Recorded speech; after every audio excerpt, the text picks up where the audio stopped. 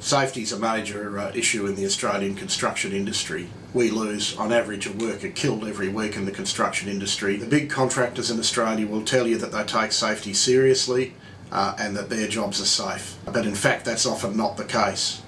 When we look at the Lend-Lease Corporation, recently we've seen a pattern of incidents on their sites that lead us to have concerns about whether this company is serious about addressing occupational health and safety on their sites.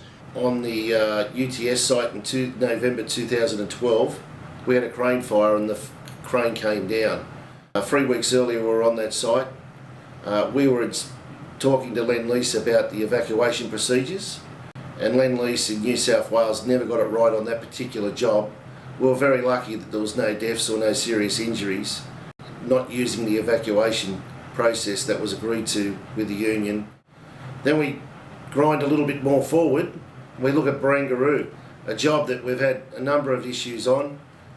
Some of the issues are, over 600 tonne of asbestos has been removed off that job, and there's been exposure in numerous areas of asbestos over that period of time. We've also had cranes running into each other.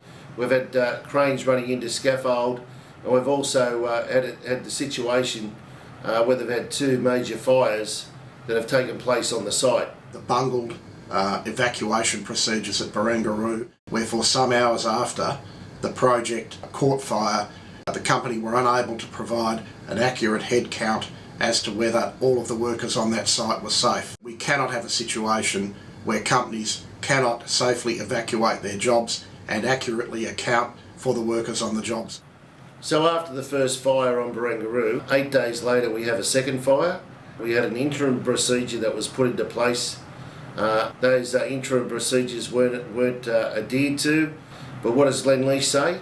They said to the media that they did get it right. We say quite clearly they didn't get it right, and we've got proof to show that they didn't get it right. Very well, okay, but what wasn't handled well, and I'll take blame for that, I run this site, so I'll take full blame for it, is the evacuation procedure.